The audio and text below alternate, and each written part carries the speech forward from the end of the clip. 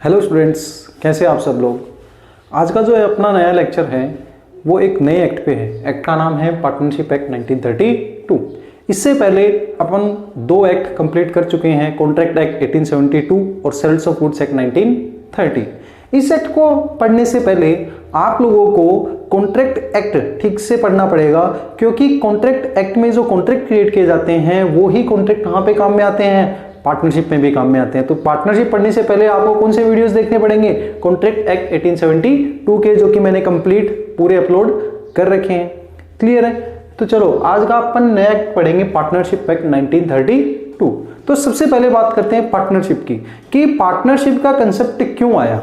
आप लोग सर हम लोगों ने 12th में खूब पार्टनरशिप पढ़ी है, हमने डिसोल्यूशन पढ़ा है, एडमिशन पढ़ा है, रिटायरमेंट, डेथ, सब कुछ पढ़ी है। आप लोगों ने वहां पे प्रैक्टिकल अप्रोच पढ़ा था, लेकिन यहाँ पे हम जो करेंगे वो बात करेंगे theoretical but based on practical, उस चीज की बात करेंगे। क्लियर है। तो सबसे पहले मैं बात करता हूं कि पार्टनरशिप एग्जिस्टेंस में आई क्यों। मैं बात करूं इंडिया का सबसे पुराना ओल्डेस्ट बिजनेस का फॉर्म कौन सा है। अगर मैं बात करूं ओल्डेस्ट फॉर्म की, तो इंडिया का ओल्डेस्ट फॉर्म है HUF, हिंदू अनडिवाइडेड फैमिली। क्योंकि पहले क्या करते थे, परिवार मिलके रहते थे, वो सारे मिलके बिजनेस करते थे, चार भाई है तो चारों भाई मिलके बिजनेस करते थे। लेकिन जैसे जैसे न्यूक्लियर फैमिली कंसेप्ट आया, फैमिलीज टूटने लग गई। ठीक है। तो इसकी वजह से कौन सी चीज एग्जिस्टेंस में आई, सोल प्रोप्राइटरशिप। क्या एग्जिस्टेंस में आया, सोल प्रोप्राइटरशिप एग्जिस्टेंस में आई। ठीक है। लेकिन सोल प्रोप्राइटरशिप का एक ड्रॉबैक था। क्या ड्रॉबैक था, मनी, पैसा नहीं था। एक सिंगल बंदे के पास रिसोर्सेज जो होंगे वो क्या होंगे, लिमिटेड होंगे। तो उसने क्या किया, किसी दूसरे को पकड़ना स्टार्ट किया कि आप भाई और तू मेरे साथ बिजनेस कर। एक से भले दो जनों के रिसोर्सेज हो गए, फिर 2 से 3, 3 से 4, ऐसे करके एक नई फॉर्म बिजनेस की जो एग्जिस्टेंस में आई वो क्या थी, पार्टनरशिप आई। ठीक है। उसके लिए फिर रूल्स और रेगुलेशंस बनाए गए। सबसे पहले ये तीनों एक्ट कौन कौन से, contract act, sales of goods act और 1930, कौन सा, पार्टनरशिप वाला, ये तीनों एक्ट कंबाइंड थे। लेकिन धीरे धीरे इनको क्या किया गया, अलग बनाया गया और सेपरेट एक्ट बना दिए गए। क्लियर है। तो पार्टनरशिप एक्ट की अगर मैं बात करूं, this act came into force on 1 अक्टूबर 1932। कब एग्जिस्टेंस में आया है, 1 अक्टूबर 1932 को एग्जिस्टेंस में आया है। क्लियर है। अब हम बात करेंगे इसकी डेफिनेशन की। सबसे पहले अगर मैं डेफिनेशन की बात करूं तो partnership is the relations between persons who agree to share the profits, क्या, who agree to share the profits of a business, क्या, of a business is carried by all or one of them acting for all। क्या लिखा मैंने यहां, मैंने लिखा है partnership is the relations between persons, किसके बीच, पर्संस के बीच, who agree to share, who agreed to shares, जो कि किसके लिए सहमत हुए हैं, to share the profits, profits को डिस्ट्रीब्यूट करने के लिए, of a business, एक बिजनेस के लिए, और वो business is carried by all और one of them acting for all. It means partnership वो है जहां 2 या 2 से ज्यादा लोग मिलते हैं, कोई लॉफुल बिजनेस करते हैं और उस बिजनेस के प्रॉफिट्स को आपस में डिस्ट्रीब्यूट करते हैं, और वो बिजनेस या तो वो सब लोग चलाएंगे या उन सब की तरफ से कोई एक चलाएगा। क्लियर है। तो पार्टनरशिप क्या है, 2 या 2 से ज्यादा लोगों के बीच का एक रिलेशन है जो मिलके बिजनेस करेंगे, आपस में प्रॉफिट शेयर करेंगे सारे मिलके, या कोई एक उस बिजनेस को क्या करेगा, रन करेगा। क्लियर है। अब मैं बात करता हूं इसके इसेंशियल्स की। क्या, इसके इसेंशियल्स एलिमेंट्स की अगर मैं बात करूं तो इसके इसेंशियल्स में सबसे पहला आएगा एसोसिएशन ऑफ 2 और मोर पर्सन्स। क्या होगा, ये एक एसोसिएशन है भैया, किसका, 2 और मोर पर्सन्स का। अब पर्सन्स मींस क्या है, persons include natural person as well as artificial person. It means person कौन से होने चाहिए, नेचुरल पर्सन आपके और मेरी तरह, या फिर मैं बात करूं आर्टिफिशियल पर्सन, जिसको हमारे लॉ ने क्या कर रखा है कि भैया ये तो क्या है, आर्टिफिशियल पर्सन है, वो भी क्या कर सकते हैं, पार्टनरशिप क्रिएट कर सकते हैं। फॉर एग्जांपल मैं अगर बात करूं फर्म और फर्म के बीच पार्टनरशिप हो सकती है क्या, या दूसरा एग्जांपल फर्म और कंपनी के बीच, तीसरा एग्जांपल कंपनी एंड कंपनी के बीच, नेक्स्ट एग्जांपल ए और कंपनी के बीच। तो ध्यान देना, पार्टनरशिप क्या कहती है, दो पर्सन्स होने चाहिए, और पर्सन्स में दोनों को इंक्लूड किया जाता है, भले ही वो नेचुरल हो और भले ही वो कैसे हो, आर्टिफिशियल। यहां देखो, ये न तो नेचुरल पर्सन है भैया फर्म, और न ही एक आर्टिफिशियल पर्सन है, क्योंकि हमारा लॉ फर्म को आर्टिफिशियल पर्सन नहीं मानता। इट मींस यहां नहीं हो सकती। यहां देखो, एक पर्सन तो मिल गया, लेकिन ये पर्सन नहीं है, यहां भी पार्टनरशिप नहीं होगी।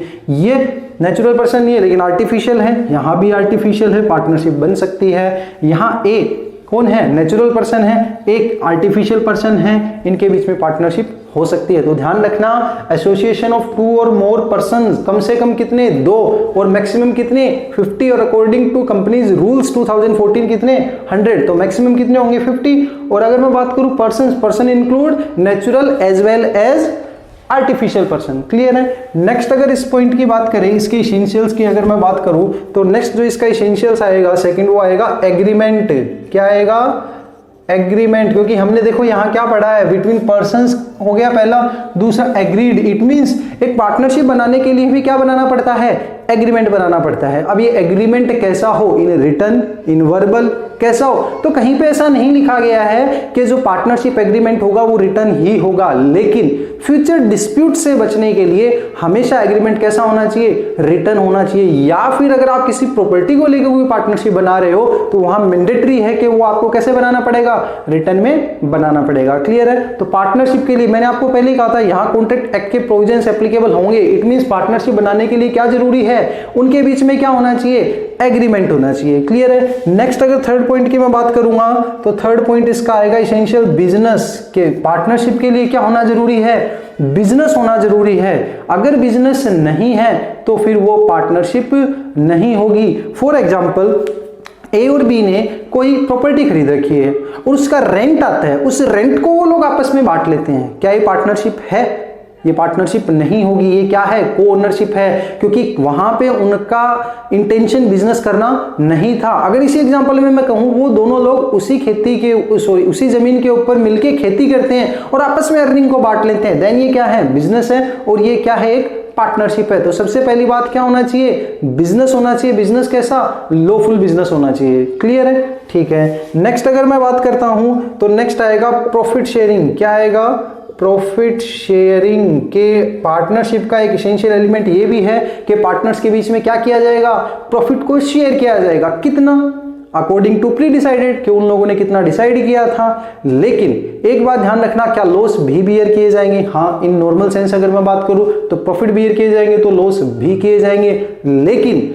अगर पार्टनरशिप डीड में ये मेंशन है कि कोई पर्टिकुलर बंदा लॉस बियर नहीं करेगा या एक पर्टिकुलर बंदा ही लॉस बियर करेगा, तो वो भी पार्टनरशिप वैलिड होगी। इट मींस प्रॉफिट शेयरिंग जरूरी है, लॉस शेयर हो ऐसा कंपलसरी नहीं है। तो उनके बीच में क्या होनी चाहिए, प्रॉफिट शेयरिंग होनी चाहिए। और कौन से वे में, कौन से रेशियो में, जो उनका एग्रीड रेशियो था उसमें। ठीक है। नेक्स्ट अगर मैं बात करता हूं, जो आएगा वो आएगा business is carried by all or one of them acting for all। क्या होना चाहिए कि उस बिजनेस को या तो कोई एक बंदा चलाएगा या उन सबकी तरफ से कोई एक उस बिजनेस को क्या कर सकता है, कैरी कर सकता है। जरूरी नहीं कि पार्टनरशिप बिजनेस में सारे पार्टनर मिलके ही काम करे, कोई एक अगर पर्सन भी काम कर रहा है उन सबके बिहाफ पे, तो भी वो पार्टनरशिप कैसी होगी, वैलिड होगी। क्लियर है। तो ये थे पार्टनरशिप के एसेंशियल्स। क्या क्या, कि सबसे पहले तो 2 और मोर पर्संस होने चाहिए, फिर उनके बीच एक एग्रीमेंट होना चाहिए, फिर एक लॉफुल बिजनेस होना चाहिए, बिजनेस में प्रॉफिट शेयरिंग होनी जरूरी है, और उस बिजनेस को वो या तो सब लोग मिलकर चलाएंगे या उन सबकी तरफ से कोई एक चलाएगा। और इसी को पार्टनरशिप का क्या कहा जाता है, कार्डिनल प्रिंसिपल कहा जाता है। कार्डिनल प्रिंसिपल ऑफ पार्टनरशिप क्या कहता है कि उस बिजनेस को या तो वो सब मिलके चलाएंगे या उन सब की तरफ से कोई एक चलाएगा। क्लियर है। अब नेक्स्ट जो अपन टॉपिक करते हैं वो आता है ट्रू टेस्ट ऑफ पार्टनरशिप। कौन सा आएगा, नेक्स्ट अपना जो टॉपिक है वो आएगा ट्रू टेस्ट ऑफ पार्टनरशिप। ध्यान दीजिएगा, अभी एग्जाम के पॉइंट ऑफ व्यू से बहुत इंपॉर्टेंट है। टॉपिक का नाम क्या है, ट्रू टेस्ट ऑफ पार्टनरशिप। अब ट्रू टेस्ट ऑफ पार्टनरशिप देखो ये क्या कहना चाहता है, ट्रू टेस्ट, कि भैया ऐसी क्या चीज है जिसे देखते ही हम कहते हैं हाँ भाई ये तो पार्टनरशिप है। तो सबसे पहले हमारे माइंड में एक चीज आती है, सबसे पहले क्या आती है सर, प्रॉफिट शेयरिंग। हमें तो क्या लगता है, प्रॉफिट शेयरिंग, कि प्रॉफिट शेयरिंग अगर है तो सर पार्टनरशिप है, क्योंकि हमने हमेशा देखा है कि उसमें क्या होता है, प्रॉफिट शेयरिंग होता है। तो एक बात हमेशा ध्यान रखना, प्रॉफिट शेयरिंग जो है वो पार्टनरशिप का प्राइमा फेसी एविडेंस है। क्या है, प्राइमा फेसी एविडेंस। अभी प्राइमा फेसी एविडेंस क्या है भाई, प्राइमा फेसी एविडेंस हिंदी में कहा जाता है प्रथम दृष्टि साक्ष्य, कि देखते ही एक बार लग जाए, फर्स्ट इंप्रेशन में लगेगा कि हाँ भाई पार्टनरशिप है, वो क्या है, प्रॉफिट शेयरिंग है। लेकिन ये ट्रू टेस्ट नहीं है। कैसे नहीं है देखना, अब अपन कुछ एग्जांपल्स डील करेंगे, उनके अंदर प्रॉफिट शेयरिंग तो है लेकिन पार्टनरशिप नहीं है। पहला एग्जांपल में अगर बात करूं तो वो आएगा जैसे लेंडर ऑफ मनी। क्या आएगा, लेंडर ऑफ मनी। एक बंदा था जिसने एक पार्टनरशिप फर्म को पैसा उधार दिया 1 करोड़ रुपए, और बोला भैया 2% तो इंटरेस्ट लूंगा ही लूंगा, साथ में जो प्रॉफिट्स होंगे उसका 10% शेयर लूंगा। प्रॉफिट शेयरिंग कर रहा है, क्या वो पार्टनर है, वो पार्टनर नहीं है। क्लियर है, प्रॉफिट ले रहा है फिर भी वो पार्टनर नहीं है। दूसरा अगर इसी के अंदर मैं एग्जांपल बात करूं तो वो आएगा कोई एजेंट। अगर कोई एजेंट है और वो कह रहा है कि मैं तो रेम्यूनरेशन तो लूंगा ही लूंगा, साथ में मैं क्या लूंगा, जो भी अर्निंग्स हो रही है उसमें मैं परसेंटेज लूंगा, 20%, 30%, 40%, क्या वो पार्टनर बन गया, नहीं, वो पार्टनर नहीं बनेगा। प्रॉफिट शेयरिंग कर रहा है फिर भी वो पार्टनर नहीं है। नेक्स्ट अगर मैं इसकी बात करूं तो मैं बोलूं विडो और चाइल्ड ऑफ डिजीज्ड पार्टनर।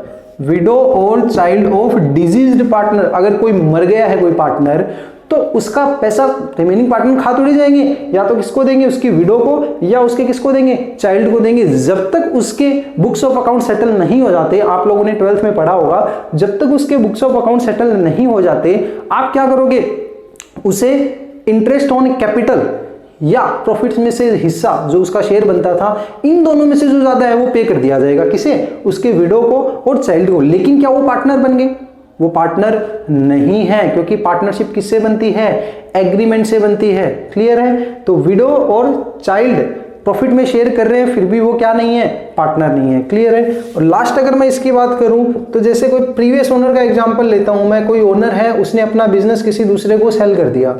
मैं एक डॉक्टर हूं और मैंने अपना एक क्लिनिक किसी दूसरे को सेल किया, या मैं एक स्वीट शॉप चलाता हूं, मिठाई की दुकान चलाता हूं, मैंने अपनी शॉप विद गुडविल क्या कर दी, किसी बंदे को सेल कर दी। उसने मेरे को कहा कि भैया तू 1 महीने तक यहीं बैठ और मैं तेरे को अपने प्रॉफिट्स में से 20% दूंगा ताकि मैं उन कस्टमर से फैमिलियर हो सकूं। मैंने कहा ठीक है, मैं बैठ जाऊंगा।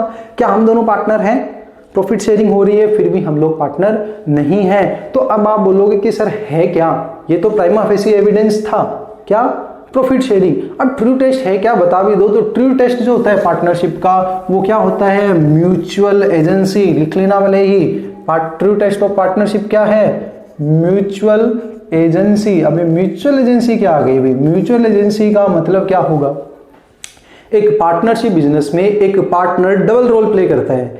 एक तो वो क्या है, ओनर है, और दूसरा वो क्या है, एजेंट है। जब वो किसी पार्टी के साथ डील करता है वो एक ओनर की तरह भी होता है, ठीक है। लेकिन उसने जो एक्ट किया है उस एक्ट के लिए रिमेनिंग जितने भी पार्टनर्स होंगे वो भी क्या हो जाएंगे, बाउंड हो जाएंगे। इट मींस उसने फर्म के एजेंट की तरह भी काम किया है। तो हर एक पार्टनरशिप बिजनेस में एक पार्टनर डबल रोल प्ले करता है, वो एक ओनर भी है और वो इट मींस प्रिंसिपल भी है, और वो क्या है, एक एजेंट भी है। वो जो कुछ करेगा उसके लिए सारे पार्टनर्स क्या होंगे, बाउंड होंगे। वो क्या बन गया, ओनर बन गया। सारे पार्टनर जो करेंगे उसके लिए क्या वो भी बाउंड होगा, वो भी बाउंड होगा, तो वो क्या बन गया, एजेंट बन गया। इट मींस पार्टनरशिप का ट्रू टेस्ट क्या है, म्यूचुअल एजेंसी। तो प्रॉफिट शेयरिंग क्या था, प्राइमा फेसी एविडेंस, प्रथम दृष्टि साक्ष्य, देखने से लगे कि पार्टनरशिप हो सकती है, वो क्या है, प्रॉफिट शेयरिंग। लेकिन ट्रू टेस्ट की बात करें तो ट्रू टेस्ट हमेशा क्या होगा, म्यूचुअल एजेंसी। क्या पार्टनर डबल रोल प्ले करेगा, एक तो वो एजेंट है और दूसरा वो क्या है, प्रिंसिपल है। इट मींस वो जो कुछ करेगा उसके लिए दूसरे भी बाउंड होंगे। तो ये अपना क्या था, true test of partnership. Clear है। आई होप आप सब लोगों के डाउट्स क्लियर हुए होंगे। अगर आपको कोई डाउट फिर भी है तो आप कमेंट कर सकते हैं, और अगर आपको वीडियो पसंद आया हो तो सब्सक्राइब कीजिए। Thank you.